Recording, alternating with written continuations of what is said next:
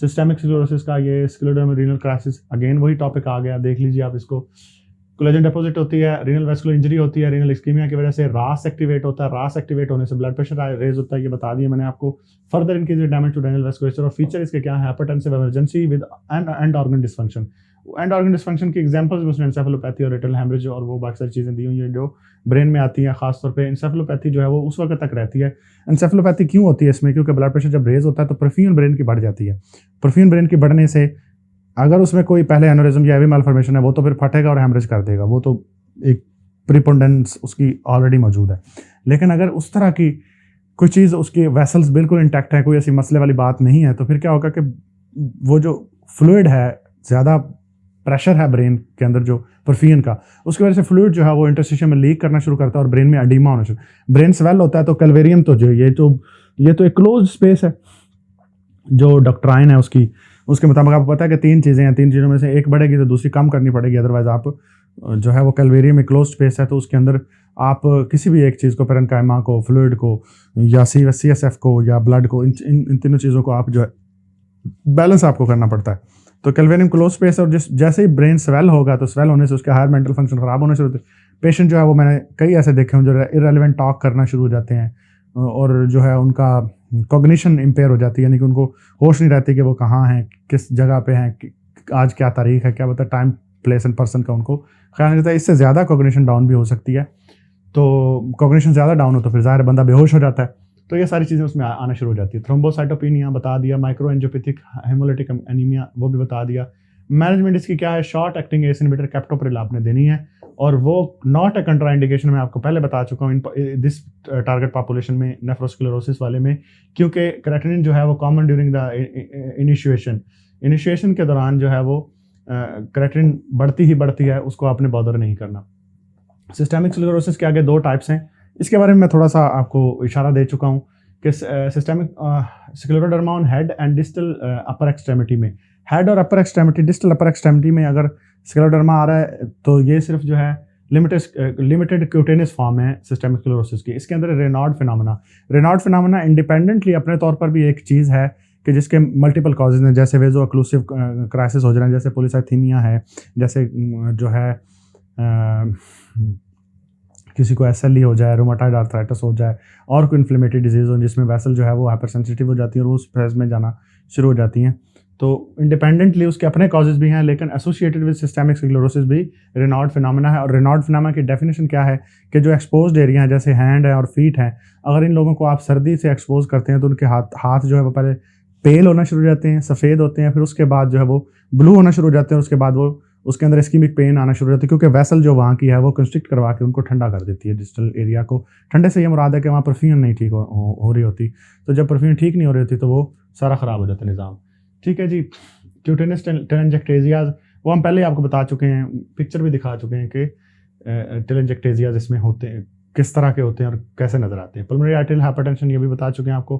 Crest syndrome क्या है, crest syndrome है कैल्सिनोसिस क्यूटस, रेनाल्ड फिनोमेना, इसोफेजियल डिस्मोटिलिटी और टेलेंजेक्टेजिया। तो ये सारी चीज़ें हम आपको पहले बता चुके हैं। ये सारा लिमिटेड क्यूटेनियस के अंदर पाया जाता है, क्रेस्ट सिंड्रोम इसको कहते हैं।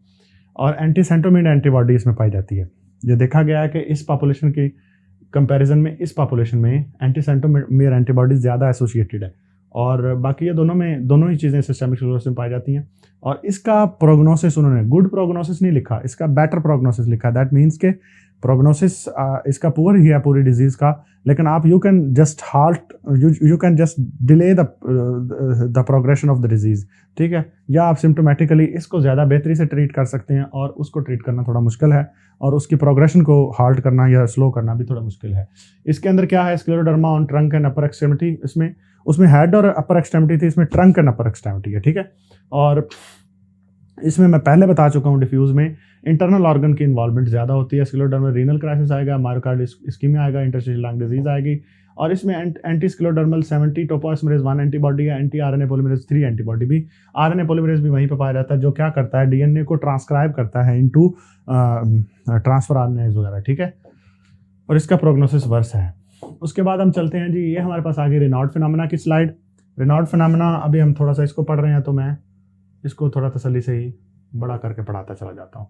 रेनाल्ड फिनोमेना क्या है, रेनॉल्ड फिनोमेना क्या है जी? रेनॉल्ड फिनोमेना ये है कि when there is primary Raynaud phenomena उस वक्त होगा जब when there is no underlying cause, idiopathic, यानी कि कोई पता नहीं है। डेफिनेशन उसकी वही है कि एक्सपोज्ड एरिया की जो है वो पेल होना और फिर उसके बाद ब्लू होना और वो सारी चीज़ें हो रही हैं।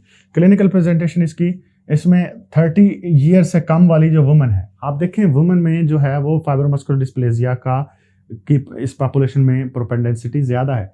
तो अगर रीनल फाइब्रोमस्कुलर डिस्प्लेजिया जो है वो देखा गया है लोगों में, उसको इसलिए देखा जाता है ज़्यादातर क्योंकि वो रीनोवैस्कुलर हाइपरटेंशन करवाता है और वो पॉपुलेशन टारगेट जो है वो आसानी से प्रेजेंट हो जाती है ईआर में या ओपीडी में।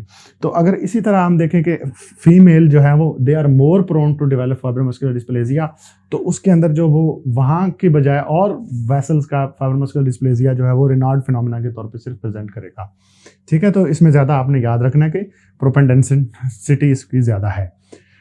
इसमें टिश्यू की कोई इंजरी नहीं है। नेगेटिव एएनए और ईएसआर। एएनए और ईएसआर नेगेटिव कहने का मकसद यह है कि इसमें कोई सिस्टेमिक इन्फ्लेमेटरी डिजीज़ नहीं आ रही और एरिथ्रोसाइट सेडिमेंटेशन रेट जो इन्फ्लेमेशन का मार्कर है वो भी नॉर्मल है। तो बेसिकली कुल मिला के सस्पिशन हमारी उसी तरह जा रही है कि कोई एंडोथेलियल डिसफंक्शन की ही डिजीज़ है, एंडोथेलियल डिसफंक्शन वाली। ठीक है, लेकिन वो इन्फ्लेमेशन के साइंस नहीं दे रही। मैनेजमेंट इसकी क्या है? एग्रावेटिंग फैक्टर्स को आप रोकें, यानी कि सर्दी में उनको कहें कि सर्दी में दस्ताने और मोज़े जुराबे पहन के रखें, अपने आप को बचाएं ठंड से। और दूसरा जो है उसको ये कहें कि कैल्शियम चैनल ब्लॉकर्स अगर उसका सिम्टम्स जो है वो परसिस्ट करते हैं और नहीं ट्रीट होते, तो सर्दियों में या ख़ास तौर पे जब भी उसको रेनॉल्ड फिनोमेना डेवलप होता रहता है बार बार, तो उसको आप कहें कि वो कैल्शियम चैनल ब्लॉकर्स लेके रखे। बाकी दूसरा हमारे पास जो सेकेंडरी रेनॉल्ड फिनोमेना, इसके अंदर कनेक्टिव टिश्यू डिजीज़ वही आ गई, rheumatoid arthritis, systemic sclerosis, SLE, ये सारी डिजीज़ उसमें। ऑक्लूसिव वेस्कुलर कंडीशंस में वही जो पेनिसमेटल एंजाइना करवाते हैं, वेजोस्पास्टिक कंडीशंस होती हैं, या फिर अक्लूड करने वाली डिजीज़ में सिकल सेल डिजीज़ है, उसमें जो है मेथेमोग्लोबिनीमिया, ये सारी अक्लूड करवाती हैं। और एम्बोलिज्म वगैरह भी अक्लूड करवाते हैं, जिसमें इन्फेक्टिव एंडोकार्डाइटिस है, छोटे छोटे माइक्रोथ्रोम्बाई आते चले जाते रहते हैं, और एयर एम्बोलिज्म किसी में आने के चांस जिसकी हड्डी वगैरह टूटी हुई, ये सारी चीज़ें। तो लेकिन एयर एम्बोलिज्म इस तरह प्रेजेंट नहीं करेगा। मैं तो सिर्फ आपको ये बताना चाह रहा हूँ कि ऑक्लूसिव वेस्कुलर कंडीशन कौन कौन सी हो सकती हैं। तो ऑक्लूसिव उसने मुकम्मल कुल मिला के लिखा हुआ है, तो उसमें सिकल सेल को और इन सारी चीज़ों को आप ज़्यादातर फोकस कर लें। सिम्पैथोमिमेटिक ड्रग्स, ऐसा बंदा जो कि सिम्पैथोमिमेटिक ड्रग्स खाता है, यानी कि कौन सी ड्रग्स खाता है? एम्फिटामिन खाता है, जैसे कि टीसीएस खाता है, जैसे कि कोकेन अब्यूज़ करता है। इन लोगों में जो वेसल है वो सुपर सेंसिटिव हो जाती है to the circulating epinephrine, adrenaline, यानी कि तो वो एड्रेनलिन जो है वो उनके अल्फा 1 रिसेप्टर्स इनके ऊपर होते हैं, वेस्कुलर स्मूथ मसल सेल्स के ऊपर। तो अल्फा 1 रिसेप्टर उसके वेस्कुलर ऑक्लूजन और वेस्कुलर कंस्ट्रिक्शन जो है वो आसानी से कॉज करता है। वो तो सिम्पैथोमिमेटिक ड्रग्स जो हैं वो इसके अंदर जो है वो एज ए कॉजेटिव एजेंट देखी गई हैं। वाइब्रेटिंग टूल्स, अब देखें कोई लोग ऐसा होता है कि वो एक उसके ऊपर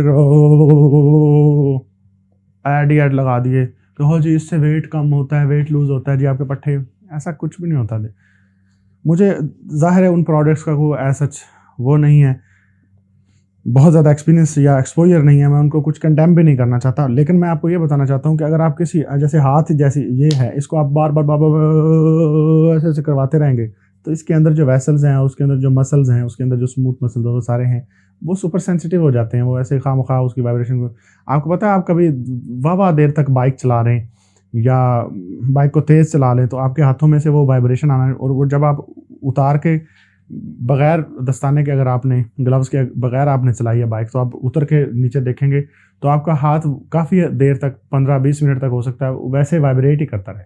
और वो वाइब्रेशन के रिस्पॉन्स में बॉडी जो है वो उस एरिया की वेस्कुलर जो सप्लाई है उसको कंस्ट्रिक्शन में ज़ाहिर है वो गड़बड़ हो जाती है, वो खौफजदा हो जाते हैं वेसल्स, वो सारी चीज़ें, तो वो फिर वहाँ पे वेजो कंस्ट्रिक्शन करवा लेती है। तो वाइब्रेटिंग टूल्स यूज़ करना और वो भी रेगुलर बेसिस पे यूज़ करना वो रेनॉल्ड फिनोमेना कॉज कर सकता है। सिम्पैथोमिमेटिक ड्रग्स हो गई, वेजो ऑक्लूसिव डिसऑर्डर्स हो गए, कनेक्टिव टिश्यू डिसऑर्डर्स हो गए, वाइब्रेटिंग टूल्स हो गए, हाइपर विस्कोसिटी वाले वो जो पॉलीसाइथेमिया वेरा, रुब्रा वगैरह, निकोटीन जो लोग यूज़ करते हैं उनके अंदर भी वेसल्स की कंस्ट्रिक्शन होने के चांसेस उसी तरह ही हैं, क्योंकि वहाँ भी जो सिंपैथोमिमेटिक्स की तरह ये बिहेव करती है निकोटीन भी, और ये भी चलो बताता हूँ सिंपैथोमिमेटिक के तौर पे क्यों ये बिहेव करती है।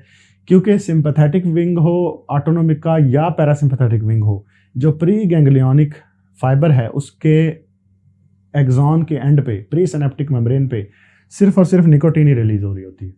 तो निकोटीन जो है अगर कोई बंदा लेता है तो उसमें सिर्फ सिंपैथेटिक एक्टिवेशन नहीं होती, उसमें पैरासिम्पैथेटिक दोनों विंग्स की एक्टिवेशन होती है।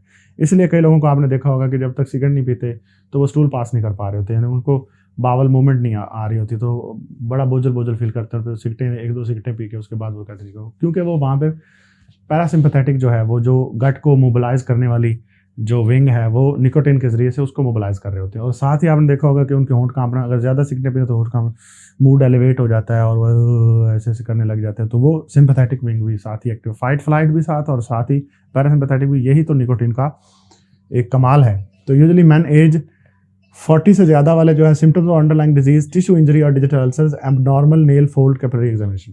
ठीक है जी, ये बातें सारी समझ आ गई हमें। उसके बाद secondary Raynaud phenomena is associated with features of tissue ischemia and systemic disease, autoimmune vascular, ये सारी बातें मैंने आपको बता दी है। सीबीसी इसके अंदर करवाने क्या है, सीबीसी एंड मेटाबॉलिक पैनल करवाएं। सीबीसी मेटाबॉलिक पैनल करवाने का ये मकसद है कि आप उसकी जो कोई वेजो एक्लूसिव डिजीज़ है जैसे डायबिटीज़ है वो भी हाइपरविस्कोसिटी में आती है, और उसके जो अलावा जो है और कोई मल्टीपल माइलोमा या ऐसी कोई चीज़ें हैं जो हाइपरविस्कोसिटी करवाती हैं, वो आप रूल आउट करना चाहते हैं। और मेटाबॉलिक प्रोफाइल के अंदर मेरा ख्याल है ये साथ ही ड्रग्स को भी, यूरिन एनालिसिस जो थिन लेयर क्रोमेटोग्राफी अगर करवाएंगे तो आप ड्रग्स भी रूल आउट कर सकते हैं। उसके साथ ही एंटी न्यूक्लियर एंटीबॉडी करवाएंगे तो आप देख सकते हैं कि अगर उसमें, क्योंकि काफ़ी सारी कनेक्टिव टिश्यू डिजीज़ में सिर्फ एक ही एंटीबॉडी जो सस्पिशन को रूल आउट कर सकती है वो है anti nuclear antibody. RA factor करवा लें रिमेटॉइड आर्थराइटिस के लिए, ईएसआर करवाएं तो आपको वैसे ही किसी भी तरह की इन्फ्लेमेशन बॉडी में चल रही है तो उसका पता चल जाएगा। कॉम्प्लीमेंट लेवल्स करवाने से आपको क्या पता चलेगा, कॉम्प्लीमेंट लेवल जो है वो ज़्यादातर जो क्रायोग्लोबिनीमिया होते हैं ना उसके अंदर कॉम्प्लीमेंट लेवल कम हुआ होता है। उसके अलावा जो है एसएलई जैसी डिजीज़ हैं जो इसके अंदर भी कॉम्प्लीमेंट लेवल कम हुआ होता है। तो आप एसएलई और इन सारी चीज़ों को भी रूल आउट साथ में करना चाहते हैं, याद कर लीजिए ये सारी चीज़।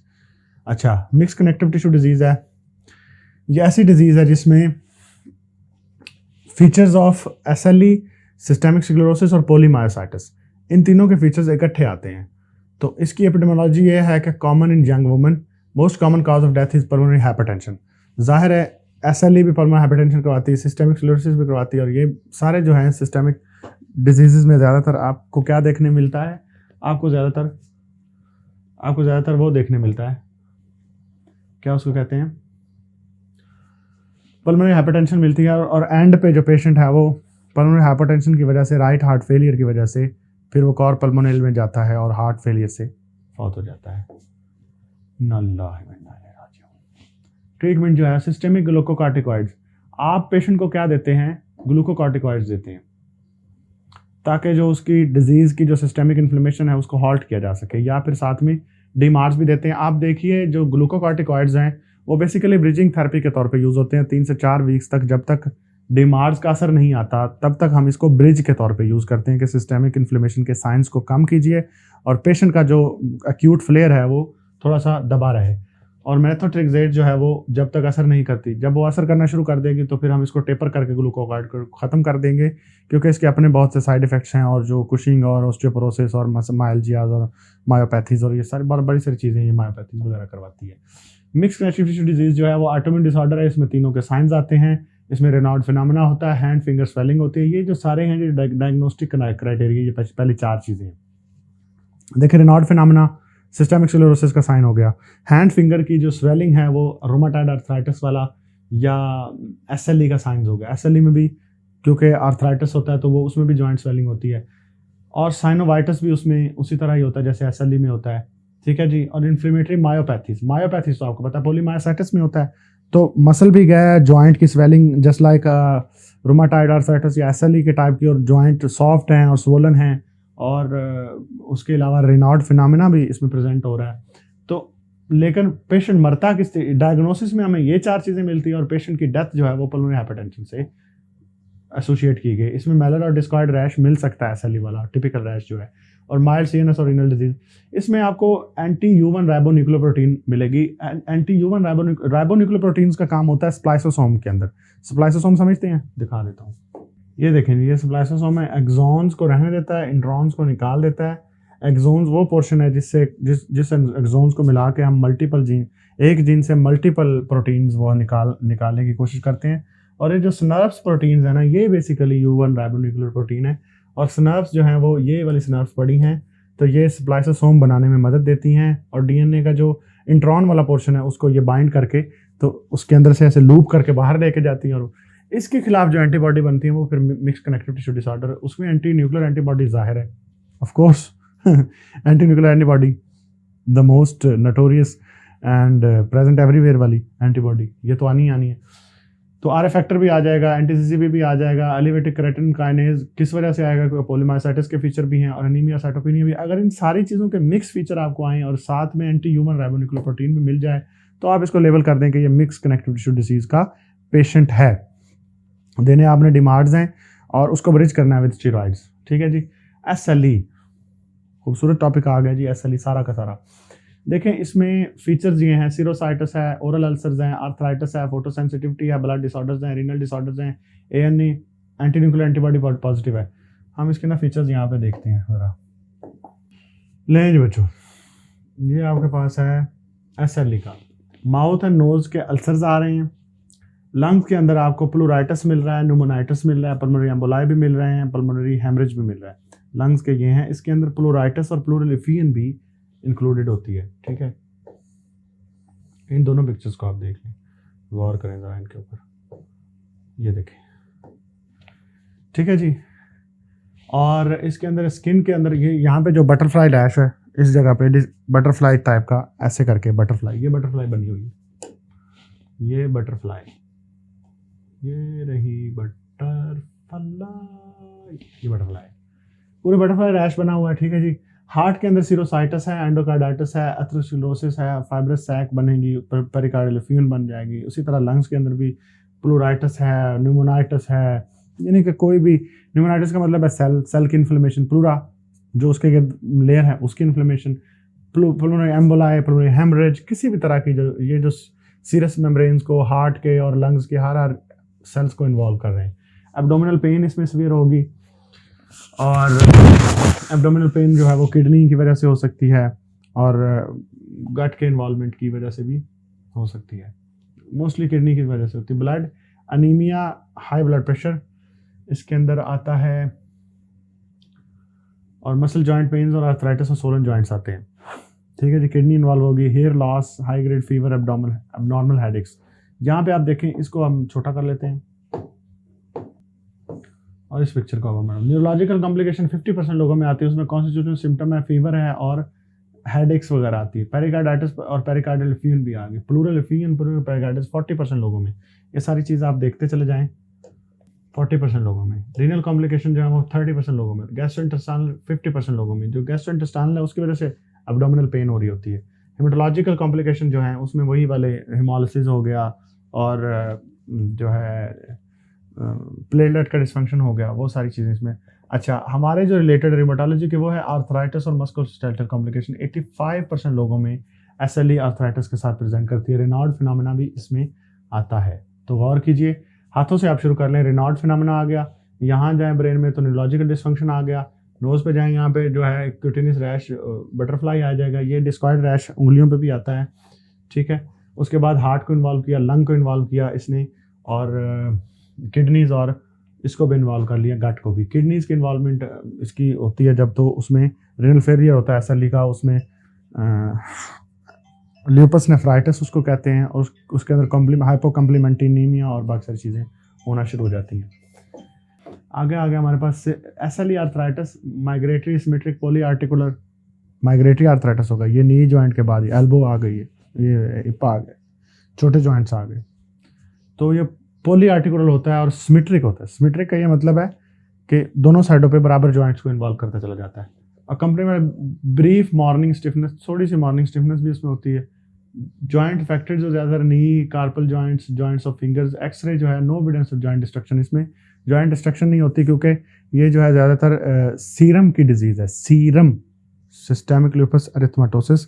जो ल्यूपस का लफ्ज़ है ना वो बेसिकली सीरम के मार्कर के तौर पे है, तो सीरम की डिजीज़ है, तो ये वहाँ पे भी सनोवियल फ्लूइड के अंदर एफियन और वो सारी चीज़ें इन्फ्लेमेशन कॉज करती है, लेकिन जॉइंट की डिस्ट्रक्शन ये कॉज नहीं करती। जॉइंट के इटसेल्फ जो पेरिआर्टिकुलर एरिया है या उसके अंदर की चीज़ें, यानी कि सनोवियल मेम्ब्रेन है और लिगामेंट्स हैं और टेंडन्स हैं जो उसको ब्रिज कर रहे होते हैं या पास थ्रू जॉइंट कर रहे होते हैं।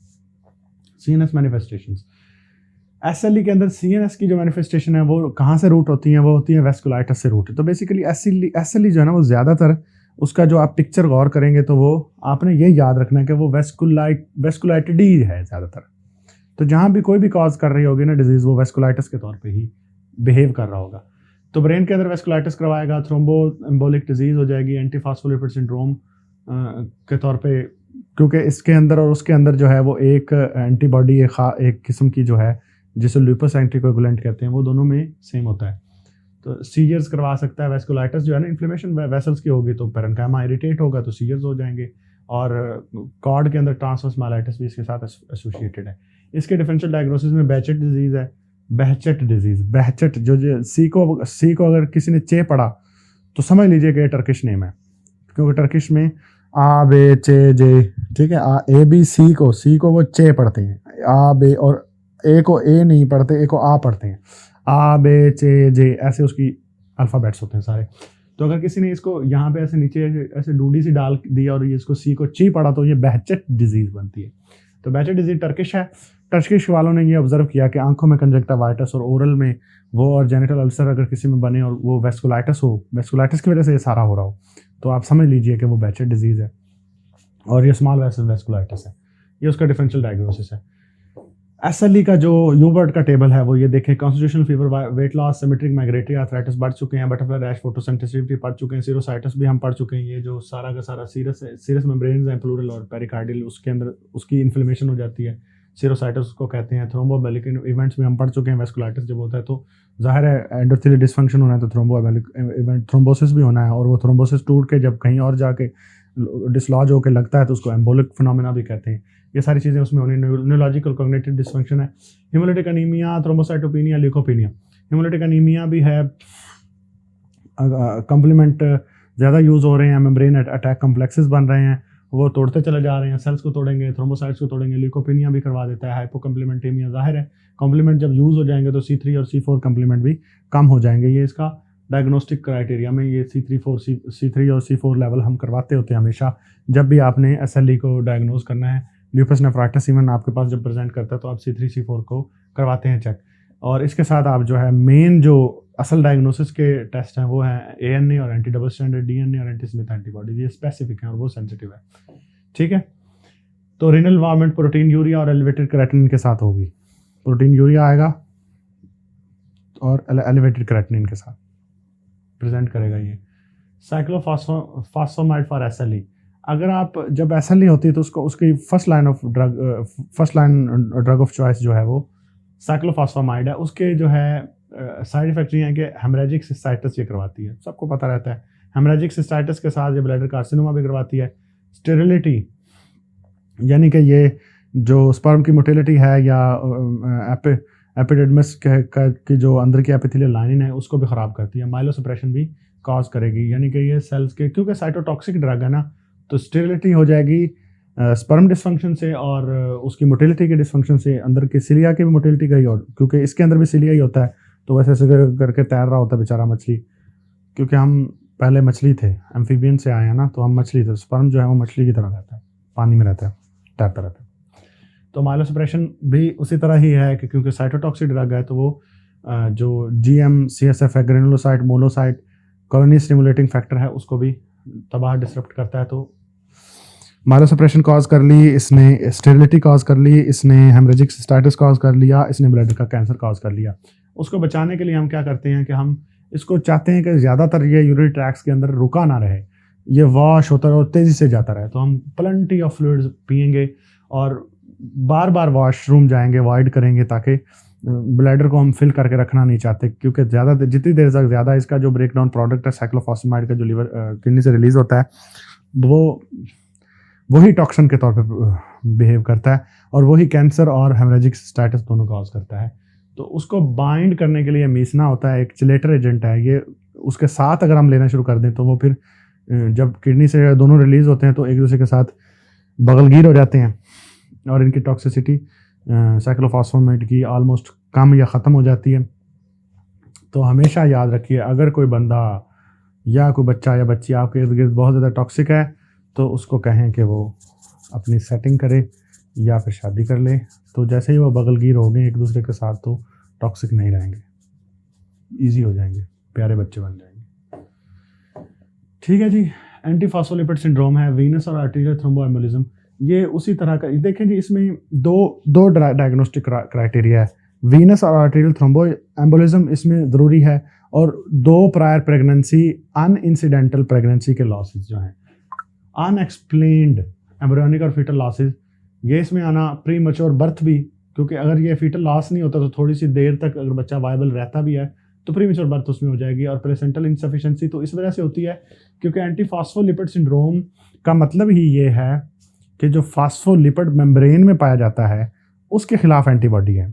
तो उसके खिलाफ जो एंटीबॉडी है वो क्या करेगी कि वो साइटोट्रोफोब्लास्ट को अच्छी तरह से सेल्स को, लैक्यूनी को इरोड नहीं करने देगी और प्लेसेंटा को अच्छी तरह से इम्प्लांट नहीं होने देगी। उसके अंदर से, लैक्यूना के अंदर से जो ब्लड ने लीक होके तो इनिशियली प्लेसेंटा के अंदर आना है और वेसल से उधर जाना है, तो उसको प्रॉपर होने नहीं देगी।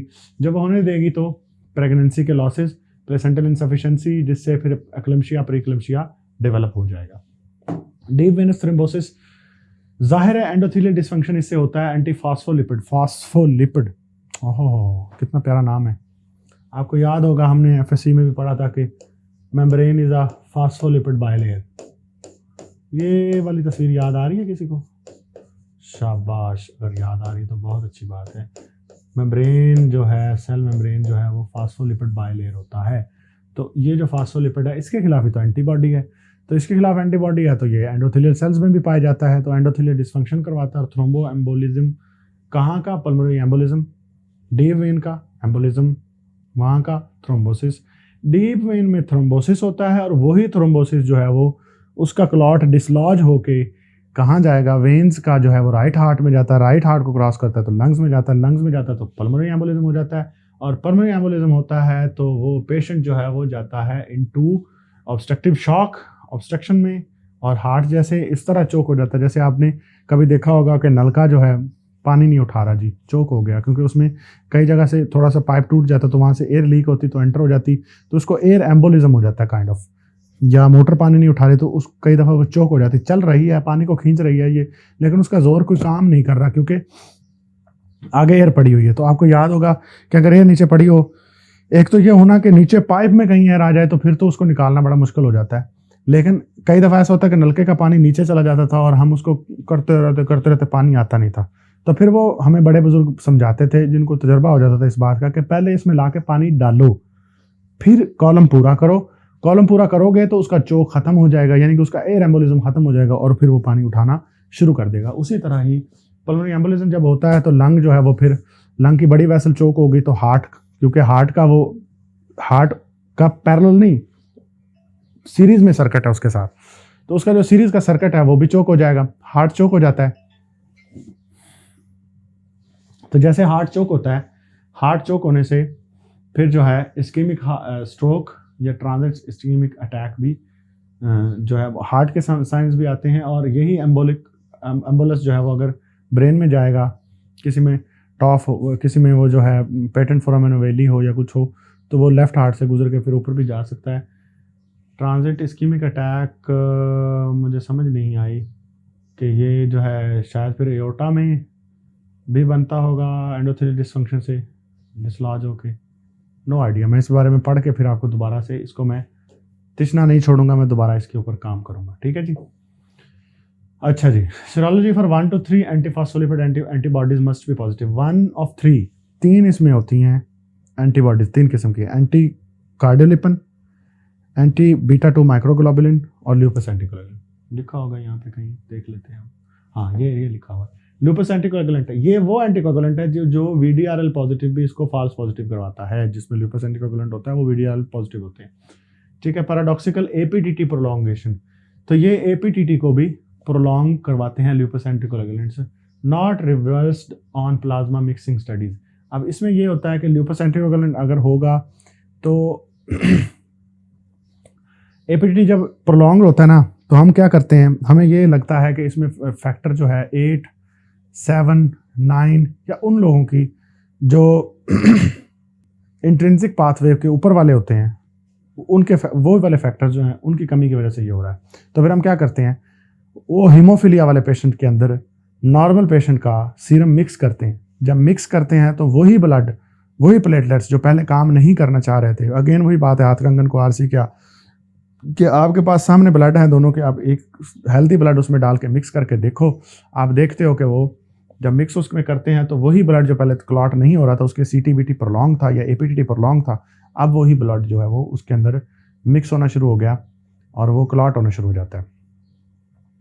ओहो, मेरे मुंह से सीटीबीटी निकल गया। क्या प्लेटलेट डिसफंक्शन में तो सीटीबीटी ख़राब होता है, और क्या हीमोफीलिया में भी ख़राब होता है? नहीं, हीमोफीलिया में नहीं होता, सिवाय इसके कि वॉन विलिब्रेंड फैक्टर जो है वो फैक्टर 8 के साथ एसोसिएटेड है, पर डायरेक्टली इसका सीटीबीटी ख़राब नहीं होगा, इसका सिर्फ एपीटीटी ख़राब होता है। फैक्टर 8 वगैरह ये सब चीज़ें हम उसको जब मिक्स करते हैं, मिक्सिंग स्टडी में देखते हैं कि वो फिर दोबारा बाइंड करना शुरू कर देते हैं, क्लॉटिंग उसकी होना शुरू हो जाती है। लेकिन अगर किसी को लूपस एंटीकोगुलेंट पाया जाता है तो उसमें जितना भी ब्लड नया मिक्स करते चले जाओगे, वो क्या करेगा, ये एंटीकोगुलेंट जो है ये उनको बाइंड करता चला जाएगा और उसको ज़ाया करता चला जाएगा, और उसको कभी भी मिक्सिंग स्टडी पे हाल होने, यानी कि एपीटीटी जो प्रोलॉन्ग्ड है उसको नॉर्मल होने नहीं देगा। तो ये उसका एक हॉलमार्क साइन है डायग्नोस्टिक क्राइटेरिया में। एंटीकार्डियोलिपिन एंटीबॉडी, कार्डियोलिपिन कहाँ पाया जाता है, ये भी प्लाज्मा मेम्ब्रेन के अंदर ही कार्डियोलिपिन एक उसी तरह की फास्फोलिपिड टाइप की ही एक स्फिंगोमाइलिन प्रोटीन, स्फिंगोमाइलिन ग्लाइकोप्रोटीन होती है, और बीटा-2 ग्लाइकोप्रोटीन 1 ये भी अगेन एक ग्लाइकोप्रोटीन है, ये भी सेल मेम्ब्रेन के अंदर पाई जाती है। तो तीनों चीज़ें जो हैं वो कहाँ पाई जाती हैं, सेल मेम्ब्रेन के अंदर, सेल मेम्ब्रेन के फास्फोलिपिड लेयर के अंदर पाई जाती हैं। तो इसमें आप देखें ये जो बीटा-2 कार्डियोलिपिन और ये सारे हैं, ये भी इस तरह के इसके अंदर कोई प्रोटीन होगी, दूसरी इस तरह के सेल के ऊपर ऐसे ग्लाइकोप्रोटीन का ऐसे एंटीना बना होगा। तो ये उसी तरह की सारी चीज़ें तीनों जिनको ये बाइंड कर लेता है और अपना काम करता रहता है।